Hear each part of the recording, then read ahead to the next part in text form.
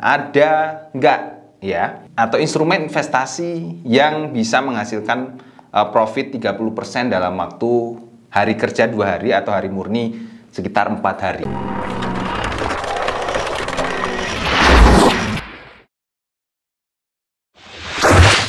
Halo teman-teman, selamat datang di channel saya Ardi Novianto Putra. Ya, ini di video kali ini akan saya tunjukkan ya, sekali lagi hasil trading yang saya buat. Nah, cuman jujur saja, selama 2 minggu terakhir itu saya nggak trading sama sekali. Kenapa? Karena marketnya itu sedang nggak bagus untuk trading ya. Tak tunjukkan aja lah bagaimana marketnya selama 2 minggu terakhir ini.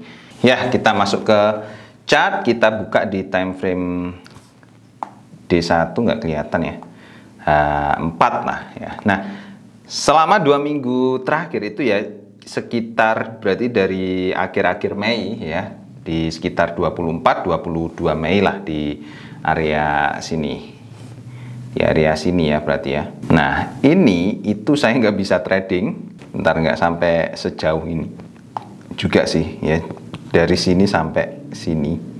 Nah, itu saya nggak bisa trading karena marketnya itu sedang terjadi konsolidasi ya, sedang terjadi konsolidasi atau pembalikan arah ya, pembalikan arah. Nah, kalau teman-teman perhatikan atau kalau teman-teman ikuti grup Telegram saya, terus ikuti analisa-analisa saya di live YouTube juga ya, yang saya share di YouTube, itu di time frame D1 saya selalu pakai patokan ini. Time frame D1 tren yang sedang terjadi itu naik. Karena apa? Karena kalau kita pakai, kita bikin garis tren ya, dari atas ini ke sini, ini trennya itu juga masih naik ya, masih naik seperti ini ya. Terus kalau kita ukur juga, kemarin saya ukur dari ini ya, pada tren ini kalau diukur menggunakan Fibonacci ya, misalnya kita ukur aja langsung ya, pakai Fibonacci retracement dari atas, nah ke sini, itu biasanya terjadi koreksi di level 61,8, dan benar ini ya, terjadi koreksi di 61,8 di sini, 61,8 ya. Jadi biasanya harga itu ketika membentuk gelombang naik ya, terus koreksi itu biasanya di 61,8, dan ini benar koreksi di situ. Kemudian pola yang sama itu juga terjadi pada pergerakan market yang atasnya ini ya. Pola yang sama itu terjadi di sini, cuman koreksinya di sini bedanya nggak sampai 61,8. Kita ukur lah ya, dari sini ke sini. Nah, kita ambil titik ini ya, titik ini, dan atasnya puncaknya di sini yang kemarin sempat rame itu karena apa ya, saya lupa, kayaknya ada suku bunga terus bikin harga emas itu naik tinggi, lalu paginya turun ya. Kita harus pinter-pinter juga lihat fundamentalnya ya, ngikutin fundamentalnya lah untuk di emas ini. Nah, perhatikan ini ya, biasanya pola pembalikan arah itu ada di 61,8 ya di sini. Tetapi di sini belum sampai ke level itu, di level 50 itu sudah mulai balik. Nah, ini yang kemarin saya tekankan di teman-teman di grup Telegram untuk memperhatikan level ini ya, 50 dan 61,8 ya. Jadi sebenarnya di 338 ini sudah tak warning, ketika harga emas ada di level ini itu udah tak warning. Ini kira-kira koreksinya bakalan sampai ke sini, koreksi turunnya ya, koreksi turunnya bakalan sampai ke sini. Nah, dan akhirnya di level ini harganya mulai kembali meneruskan tren naiknya. Nah, alasan kenapa saya nggak bisa trading pada masa itu ya, ini tak hapus dulu Fibonacci-nya. Karena market itu sedang terjadi koreksi ya, bukan koreksi, konsolidasi. Jadi dia menentukan marketnya, menentukan tren selanjutnya akan seperti apa. Nah, biasanya itu kalau ada di tren yang panjang seperti ini ya, di daily seperti ini, itu membutuhkan waktu sampai berhari-hari, bahkan sampai berminggu-minggu ya, kemarin 2 minggu. Ya, dan ketika saya melakukan analisa itu pasti salah ya, pasti salah. Nah, itu tanda-tandanya. Jadi kalau teman-teman ngerasa salah melakukan analisa dan lain-lain sebagainya, ya nggak apa-apa. Ya, itu adalah bagian dari belajar trading juga. Saya pun juga mengalami salah analisa. Kalau nggak percaya, lihat aja di grup Telegram ya. Masih ada kok, nggak tak hapus bukti-bukti dari analisa saya yang masih juga salah ya. Dan pokoknya kalau pas terjadi kondisi seperti itu, ya udah diem diri aja di rumah, maksudnya nggak usah trading, gitu ya.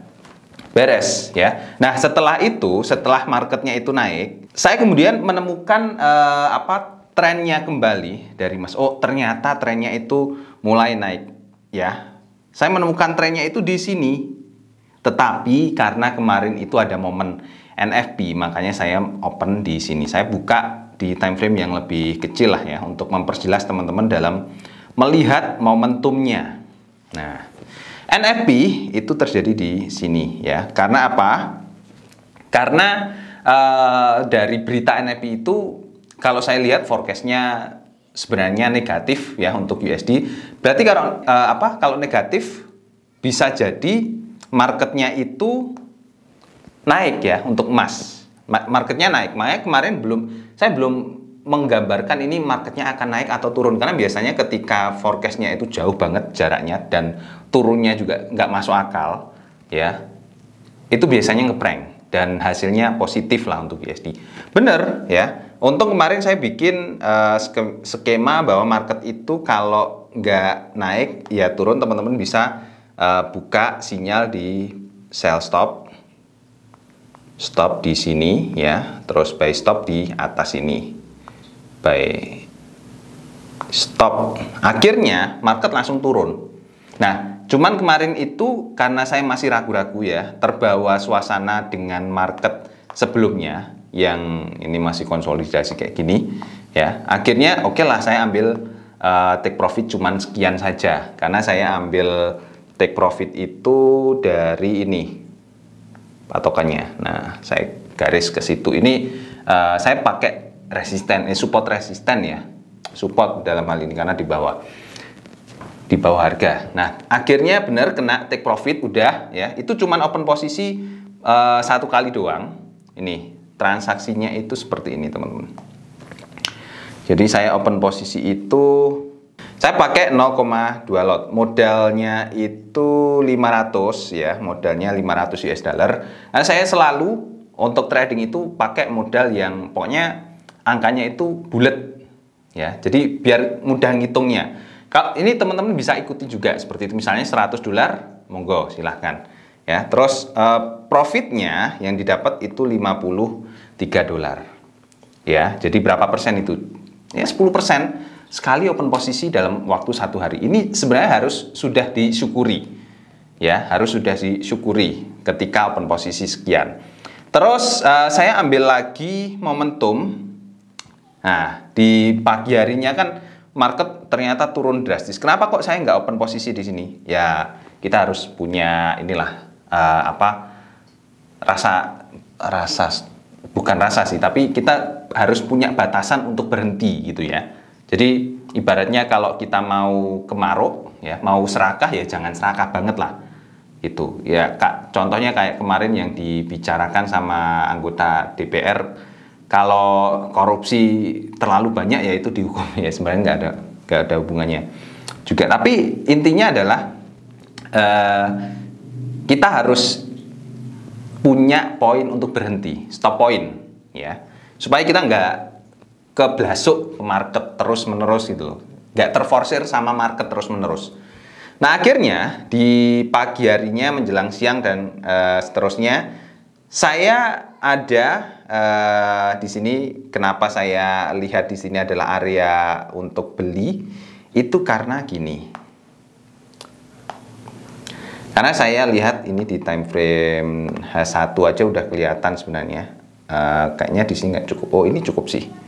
Jadi gini, ini itu adalah area terendahnya ya.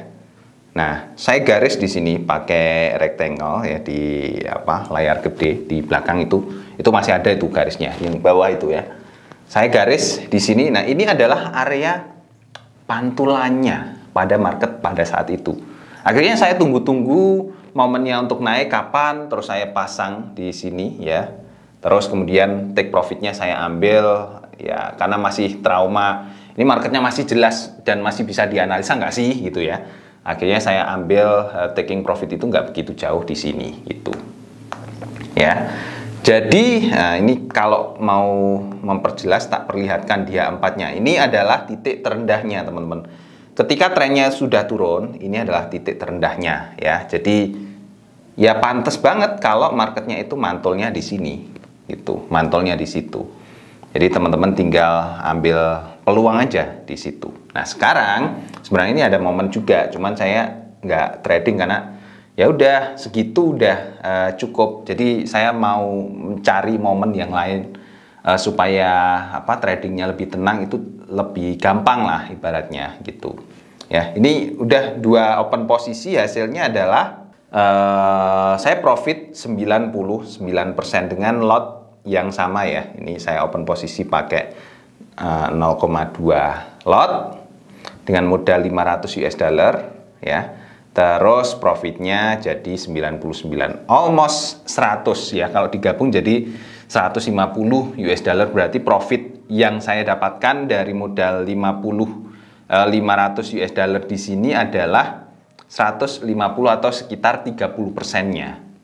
30% dalam waktu hari Jumat, terus kelewat Sabtu Minggu, Senin, 2 hari sebenarnya ya, 2 hari atau katakanlah 4 hari murni ya, 4 hari murni itu profitnya 30%. Bayangkan ada nggak ya, atau instrumen investasi yang bisa menghasilkan profit 30% dalam waktu hari kerja 2 hari atau hari murni sekitar 4 hari. Jarang banget, kecuali teman-teman punya bisnis yang dibangun dengan cara kerja keras sebelumnya ya, terus teman-teman dapat aset yang banyak, dapat investor dan lain-lain sebagainya, teman-teman bisa putarkan di situ. Cuman di trading ini kita bisa dengan mudah seperti ini, meskipun teman-teman harus belajar.